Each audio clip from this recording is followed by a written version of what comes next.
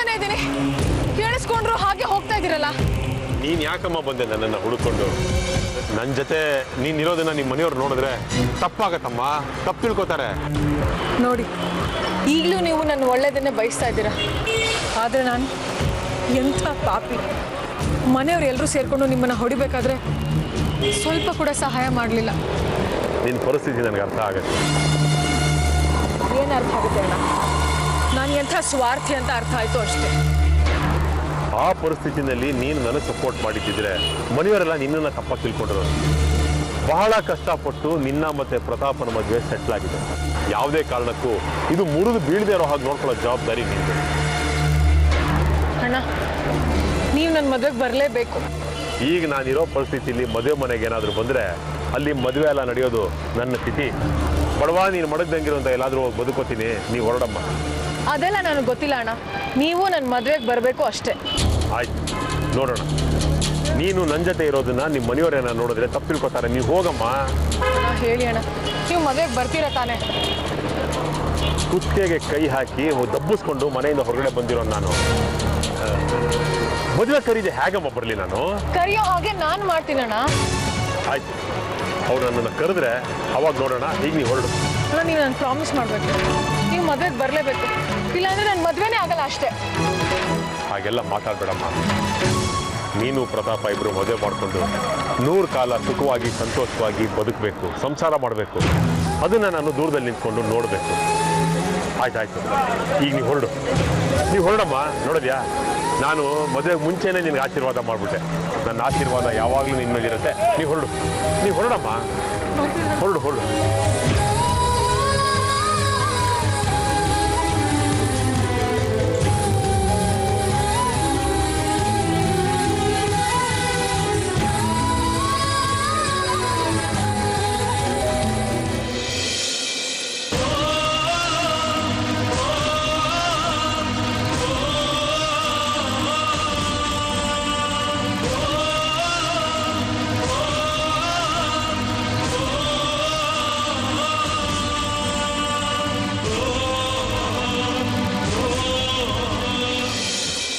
Aunty, invitation ಕಾರ್ಡ್ನ ನಿಮ್ಮ ಮನೆಗೆ ಕಳಿಸ್ತೀನಿ. ಇನ್ನು 5 ದಿನ ಇದೆ. ಇಷ್ಟು ಲೇಟಾಗಿ ಹೇಳ್ತಿದ್ದಾಳಲ್ಲ ಅಂತ ಬೇಜಾರು ಮಾಡ್ಕೋಬೇಡಿ. ನೀವು ಅಂಕಲ್ ಇಬ್ರು ಬರಬೇಕು, ಮದುಮಕ್ಕಳಿಗೆ ಆಶೀರ್ವಾದ ಮಾಡಬೇಕು, ಊಟ ಮಾಡಬೇಕು, ತಾಂಬೂಲ ತಗೊಂಡು ಹೋಗ್ಬೇಕು. ಸರಿ ಆಂಟಿ, ಖಂಡಿತ ಬರಬೇಕು. ಹಾ,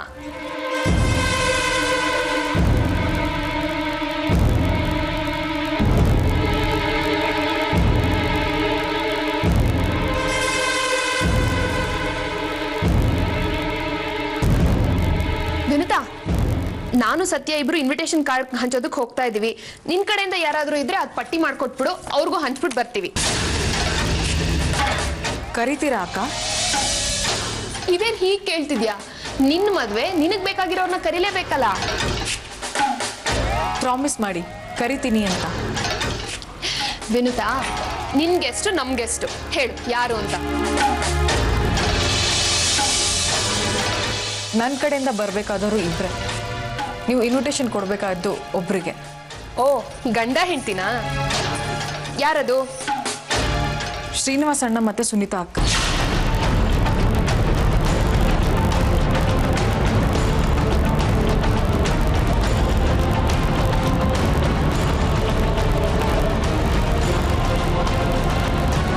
ಯಾರು? ನಮ್ಮತ್ತೆ ಮಾವನ? ಹೌದು. ನಿಂಗೇನು ತಲೆ ಕೆಟ್ಟಿದ್ಯಾ ವಿನುತಾ? ಅವನೆಂತ ಮೋಸಗಾರ ಅಂತ ಗೊತ್ತಿದ್ದು ಮದುವೆ ಕರಿತೀನಿ ಅಂತ ಇದೆಯಲ್ಲ.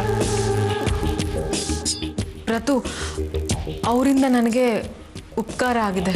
ಅದರಿಂದ ಕೆಟ್ಟ ಉದ್ದೇಶ ಇರುತ್ತೆ ಆ ಶ್ರೀನಿವಾಸಂದು. ಪ್ಲೀಸ್ ಭಾವ, ಹಾಗೆಲ್ಲ ಮಾತಾಡ್ಬೇಡಿ. ಅವನು ಈ ಮದುವೆಗೆ ಬರೋದು ಬೇಡ ಅಷ್ಟೇ. ಇನ್ನೊಂದು ಕಿತ್ತ ಅವ್ನು ನನ್ನ ಕಣ್ಣಿಗೆ ಕಂಡ್ರೆ ಕಾಲ್ ಮುರಿದಾಕ್ತೀನಿ.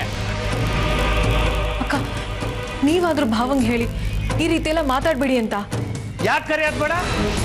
ಯಾತಕ್ಕೆ ಕರೆಯೋದು ಬೇಡ ಅಂತ? ನೀವು ಮಾಡಿರೋ ಪಾಪ ತೊಳ್ಕೊಳಕ್ಕೆ ಅವ್ರನ್ನ ಮದುವೆ ಕರೀರಿ. ಮದುವೆ ಕರೆದು ಊಟ ಹಾಕಿ ತಾಂಬೂಲ ಕೊಟ್ಟು ಕಳಿಸಿ. ಯಾಪಯ್ಯ ಬೇಡಕ್ಕಲ್ಲ. ಏನವ್ವ ಸಾವಿತ್ರಿ, ನಿಮ್ಮ ತವ್ರ ಮನೆಯಿಂದ ನಿಮ್ಮ ಸೋದರ ಮಾವ ಬರೋದು ಬೇಡವೇನವ? ಮದುವೆಗೆ ಎಂಥ ಮನಸ್ಥಿತಿ ಇರೋರು ಬರ್ತಾರೆ ಅನ್ನೋ ಮುಖ್ಯ ಅಲ್ಲ ಕಣವ. ಮದುವೆಗೆ ಬಂದು ಹರ್ಸೋದಷ್ಟೇ ಮುಖ್ಯ. ಅವ್ರ ಆರೈಕೆ ನಮ್ಮಿಬ್ರಿಗೆ ಎಷ್ಟು ಒಳ್ಳೇದಾಗುತ್ತೆ ಅನ್ನೋದು ಗೊತ್ತಿದೆ ಅಂಕಲ್. ಅವರು ತುಂಬಾ ಕೆಟ್ಟ ಜನಗಳು. ಅವರು ಮದುವೆಗೆ ಬರೋದು ಬೇಕಾಗಿಲ್ಲ. ನಿಮ್ಗಳಿಗೆ ಕೆಟ್ಟ ಜನಗಳು, ಆದ್ರೆ ಆ ಹುಡುಗಿ ಆಸೆ ತೀರಿಸ್ಬೇಡವಾ? ಲೇ ಅಪ್ಪಯ್ಯ, ಅದೇನೇ ಆಗಲಿ ಆ ಕ್ರಿಮಿಗಳು ನಮ್ಮನೆಗೆ ಬರೋದು ಬೇಡ. ನೀನೇನ್ ಸಾಧ್ಯ ಸುಮ್ಕೆ ನಿಂತಿದ್ಯಾ? ಹೇಳೋ.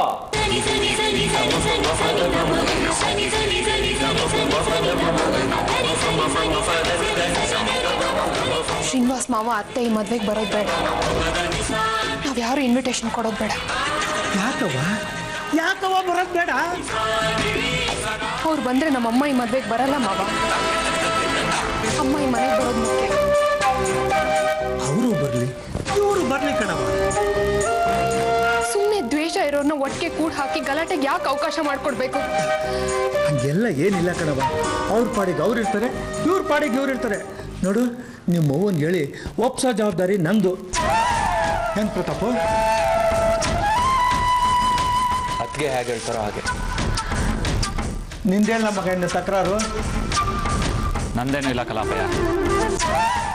ಅವಳ ಸಂಬಂಧ, ಅವಳ ಖುಷಿ, ಅವಳು ಹೇಗೆ ಹೇಳ್ತಾಳೋ ಹಾಗೆ.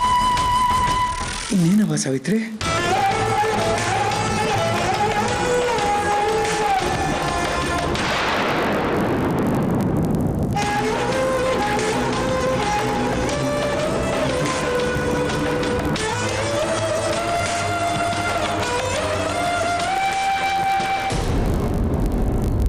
ಹಲೋ ಮಾಮ್, ನಾನು ಇವತ್ತು ನನಗೆ ಎಷ್ಟು ಖುಷಿ ಆಗ್ತಿದೆ ಗೊತ್ತಾ? ನನಗೆ ಮಾತುಗಳೇ ಹೊರಡ್ತಿಲ್ಲ. ನನ್ನ ಮಗಳು, ನಾನು ಹೆತ್ತ ಮಗಳು ನನಗೆ ಮರ್ತಿಲ್ಲ ಅಂತ. ಮಾಮ್, ಯಾಕೆ ಹೀಗೆ ಮಾತಾಡ್ತೀರಾ? ಇನ್ನೇನು ಮಗಳೇ, ಹೆರ್ತೀವಿ, ಸಾಕ್ತೀವಿ, ಸಾವಿರಾರು ಕನಸುಗಳನ್ನ ಅವ್ರ ಮೇಲೆ ನಾವು ಇನ್ವೆಸ್ಟ್ ಮಾಡ್ತೀವಿ.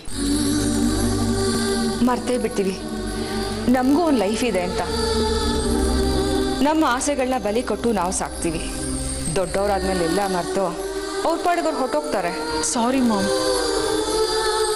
ನಾನು ನಿಮಗೆ ಹರ್ಟ್ ಮಾಡಿದ್ದೀನಿ. ಆದರೆ ನಾನು ತಪ್ಪು ಮಾಡಿದ್ದೀನಿ ಅಂತ ನನಗೆ ಅನ್ನಿಸ್ತಾ ಇಲ್ಲ. ನೀವು ಇದನ್ನ ಒಪ್ತೀರಾ? ಒಂದು ಮಾತು, ಹೇಗಿದೆಯಾ ಅಮ್ಮ ಅಂತ ಕೇಳಿಲ್ವಲ್ಲೇ? ನೀವು ಅವಕಾಶನೇ ಕೊಡಲಿಲ್ಲಲ್ಲ ಮಾಮ್. ಹೇಳಿ, ಹೇಗಿದ್ದೀರಾ? BP ಜಾಸ್ತಿ ಆಗಿದೆ, ನಿದ್ದೆ ಮಾತ್ರ ಇಲ್ಲದೆ ನಿದ್ದೆನೇ ಬರ್ತಿಲ್ಲ. ರಾಶಿ ರಾಶಿ ಹಣ್ಣು ಹಂಪಲು ಊಟ ಇದ್ರೂ ಹೊಟ್ಟೆಗೆ ಏನೂ ಸೇರ್ತಾ ಇಲ್ಲ. ಹಸ್ಕೊಂಡಿದ್ರೆ ಗ್ಯಾಸು, ಬದುಕು ನರ್ಕ ಆಗ್ಬಿಟ್ಟಿದೆ. ಸದ್ಯ ಒಂದು ಖುಷಿ ಅಂದರೆ ನಮ್ಮ ದೇಶದಲ್ಲಿ ದಯಾಮರಣ ಕೊಡತ್ತೆ ಕೋರ್ಟು. ಅಪ್ಲೈ ಮಾಡಿದ್ದೀನಿ, ಇನ್ನೊಂದು ವಾರಕ್ಕೆ ಕೋರ್ಟ್ ಡಿಸಿಷನ್ ಬರುತ್ತೆ. 1 ಇಂಜೆಕ್ಷನ್, ನನ್ನ ನೋವು, ನಿರಾಸೆ, ಉಸಿರು ಎಲ್ಲದಕ್ಕೂ ಕೊನೆ ಸಿಗತ್ತೆ. ಮಾಮ್ ಪ್ಲೀಸ್, ಹಾಗೆಲ್ಲ ಮಾಡಬೇಡಿ. ನೀವು ಒಂದೇ ಒಂದ್ಸಲ ಇಂಡಿಯಾಗೆ ಬಂದು ನೋಡಿ, ನಮ್ಮ ಫ್ಯಾಮಿಲಿ ನೋಡಿ, ಬದುಕು ಎಷ್ಟು ಸುಂದರ ಅಂತ ಅನ್ಸುತ್ತೆ. ಒಂದೇ ಒಂದ್ಸಲ ನಮ್ಮ ಜೊತೆ ಇರಿ, ನೀವು ಬದುಕ್ತೀರಾ, ನಿಮಗೂ ಬದುಕಬೇಕು ಅಂತ ಆಸೆ ಆಗುತ್ತೆ. ಪ್ರಾಣ ಬಿಡ್ತೀನಿ, ಹಠ ಬಿಡಲ್ಲ. ನಿಮ್ಮಮ್ಮ ಏನು ಅಂತ ನಿಂಗೆ ಗೊತ್ತಿದೆ ಅಲ್ವಾ? ಮಾಮ್, ಏನು ಸಾಧಿಸೋದಕ್ಕಿದೆಲ್ಲ? ಯಾವ ಪುರುಷಾರ್ಥಕ್ಕಾಗಿ ಈ ಹಠ? ನೋಡಿ, ನನ್ನ ಮಾತು ಕೇಳಿ ಮಾಮ್ ಪ್ಲೀಸ್. ಮುಂದಿನ ವಾರನೇ ನನ್ನ ಮದುವೆ. ಕಂಗ್ರಾಟ್ಸ್. ಮುಂದಿನ ವಾರನೇ ನನ್ನ ದಯಾಮರಣ. ನಾನು ಸಾವಿನ ಬಾಗ್ಲನ್ನ ತಡ್ತೀನಿ, ನೀನು ಹೊಸ ಜೀವನದ ಬಾಗ್ಲನ್ನ ತಡ್ತಾ ಇದೆಯಾ. ಎರಡೂ ಒಂದೇ ಮುಹೂರ್ತಾನೆ. ಮಾಮ್ ಪ್ಲೀಸ್, ನನ್ನ ಮಾತು ಕೇಳು. ಕೇಳ್ತೀನಿ, ಒಂದು ಮಾತನಾಡಿಸ್ಕೊಡು. ಹೇಳಿ ಮಾಮ್, ಏನದು? ಮರ್ತು ಬಿಡು ಪ್ರತಾಪ್ನ.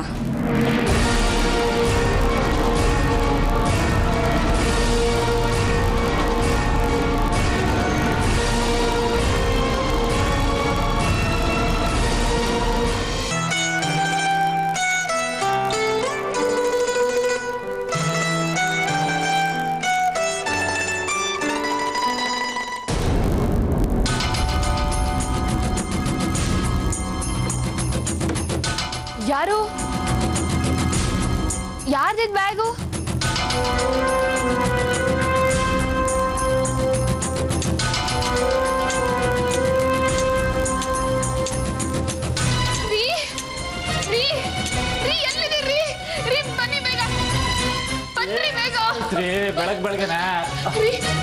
ನಮ್ಮ ಮನೆ ಮುಂದೆ ಯಾರೋ ಬ್ಯಾಗ್ ಇಟ್ಬಿಟ್ಟು ಹೋಗಿದ್ದಾರೆ.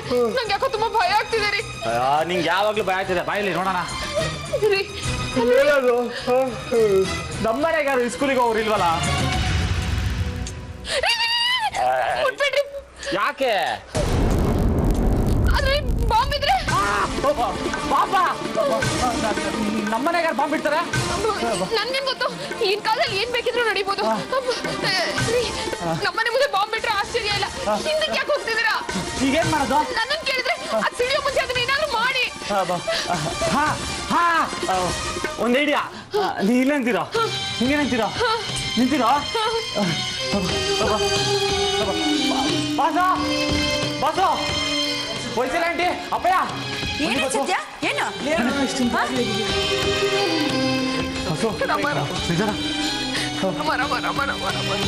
ಅಲ್ಲೋಡಿ ಬಸ್ಸು, ಸ್ಕೂಲ್ ಬ್ಯಾಗು ಅದ್ರಲ್ಲಿ ಬಾಂಬ್ ಇಟ್ಟಿರುತ್ತೆ. ಏನು ಬಾಂಬಾ? ಅಯ್ಯೋ ದೇವ್ರೆ, ನಮ್ಮ ಮನೆಗೆ ಶತ್ರುಗಳಿದ್ದಾರೆ ಅಂತ ಗೊತ್ತಿತ್ತು, ಆದ್ರೆ ಈ ಮಟ್ಟಕ್ಕೆ ನಮ್ಮ ಸರ್ವನಾಶ ಮಾಡ್ತಾರೆ ಅಂತ ಗೊತ್ತಿರಲಿಲ್ಲ. ಎಲ್ಲಿ ಒಂದು ನಿಮಿಷ, ಆ ಬ್ಯಾಗಲ್ಲಿ ಕೇಳಿಸ್ಕೊಳ್ಳಿ. ಟಿಕ್ ಟಿಕ್ ಟಿಕ್ ಟಿಕ್ ಅಂತ ಸೌಂಡ್ ಬರ್ತೈತೆ.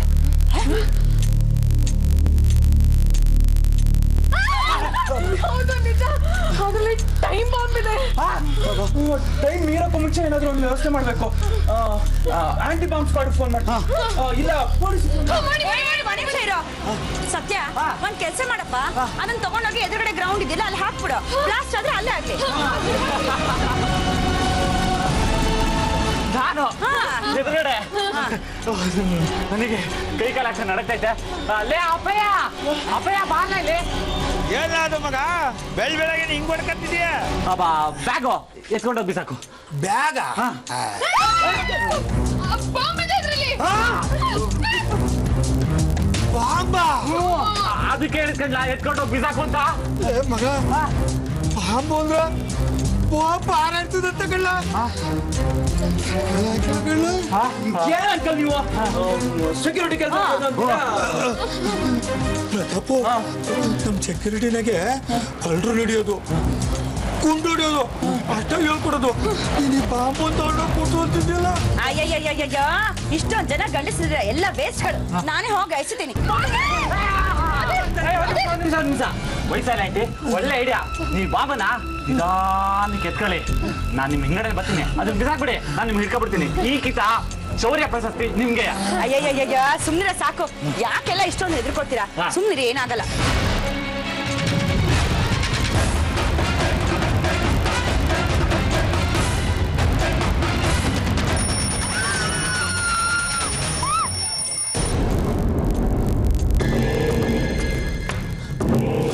ಏನೂ ಆಗಿಲ್ಲ. ಅಲ್ಲಿ ನೋಡಿ, ಅಲ್ಲಿ ಯಾರದು?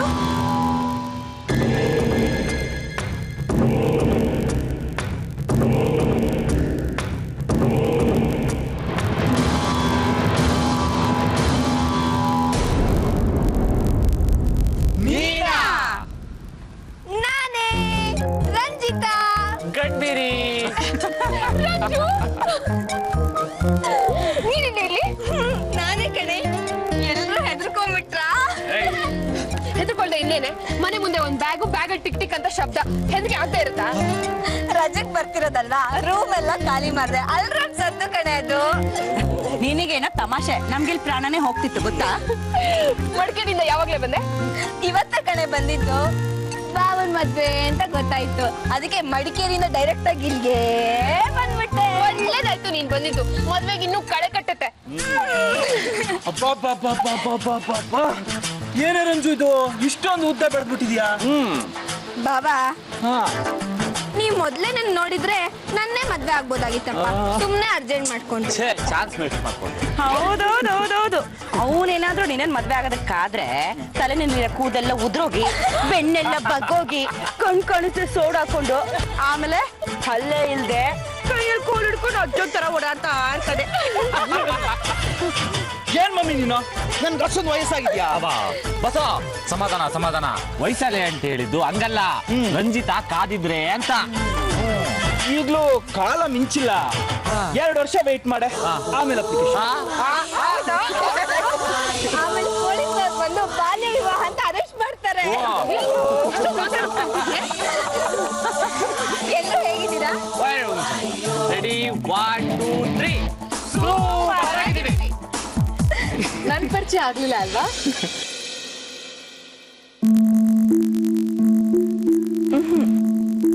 ನನ್ನ ಹೆಸರು ವಿನುತಾ ಅಂತ.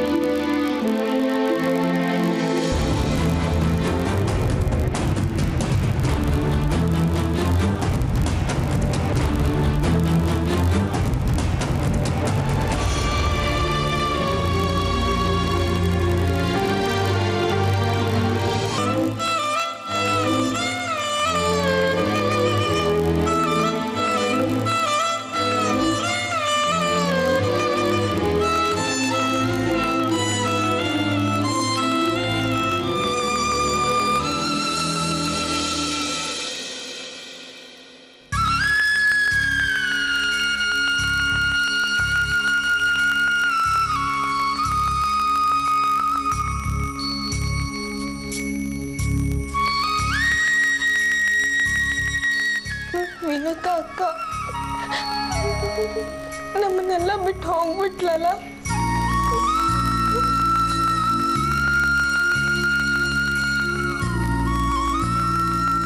ನಾವು 3 ಜನ ಎಷ್ಟು ಚೆನ್ನಾಗಿದ್ವಿ. ಆದ್ರೆ ಅದು ದೇವ್ರಿಗೆ ಇಷ್ಟ ಆಗ್ಲಿಲ್ಲ. ಎಲ್ಲ ಹೇಳ್ಬಾರ್ದು ರಂಜು. ಮತ್ತಿನ್ನೇನಕ್ಕ?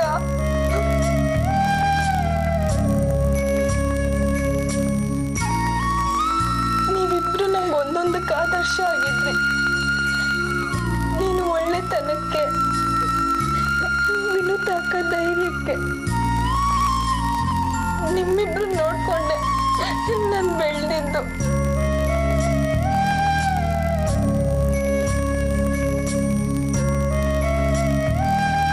ಋಣ ನಮ್ ಜೊತೆಗಿದ್ದಿದ್ದು ಅಷ್ಟೇ ಕಣೆ. ಮೋಸ ಅಲ್ವಾ? ನೋಡ, ನಾವ್ ಇಷ್ಟಪಡೋರು ಕೊನೆ ತನಕ ನಮ್ ಜೊತೆಗೆ ಇರ್ಬೇಕು ಅನ್ಕೋತೀವಿ. ಅದಾಗತ್ತಾ?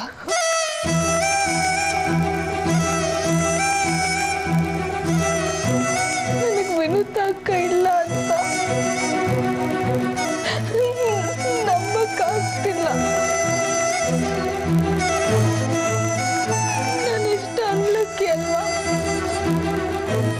ಅಕ್ಕನ ಕೊನೆ ಸತಿನ ನಂಗೆ ನೋಡಕ್ಕಾಗ್ಲಿಲ್ಲ.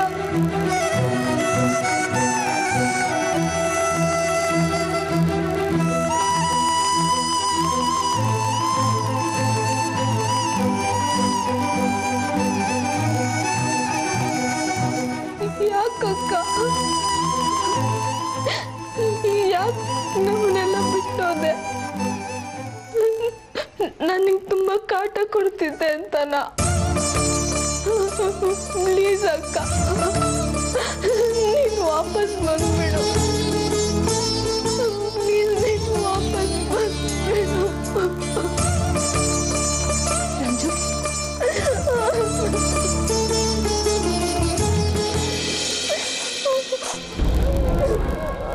ಮಾಡ್ಕೊಬ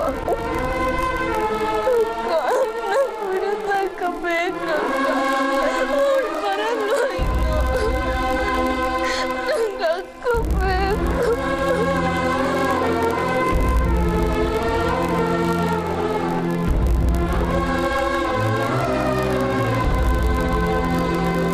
ರಂಜು,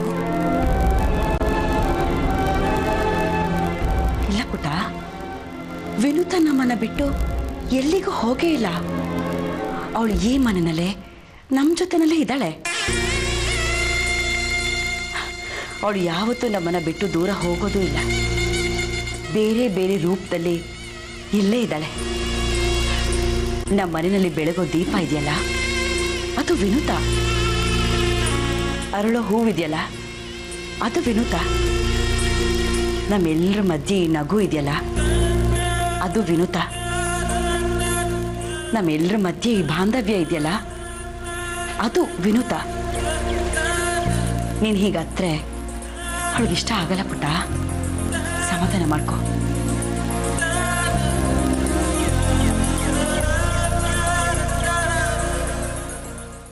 ನೋಡು ಪುಟ್ಟ, ಸಾವಿತ್ರಿ ಅಕ್ಕ ನನಗೆ ವಿನುತಾ ಅಂತ ಕರೀತಾರೆ. ನನಗೆ ಅವ್ರ ಸ್ಥಾನನ ತುಂಬೋ ಯೋಗ್ಯತೆ ಇಲ್ಲ ನಿಜ. ಆದರೆ ಅವ್ರು ಕೊಡ್ತಾ ಇದ್ದ ಪ್ರೀತಿ ಕೊಡೋ ಚೈತನ್ಯ ನನಗಿದೆ.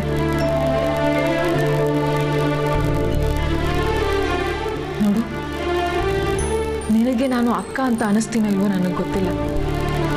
ಆದರೆ ನೀನು ನನಗೆ ತಂಗಿನೇ. ಹೇಳು, ನೀನು ನನಗೆ ತಂಗಿ ಆಗ್ತೀಯಾ? ನನ್ನನ್ನು ಅಕ್ಕ ಅಂತ ಒಪ್ಕೋತೀಯಾ?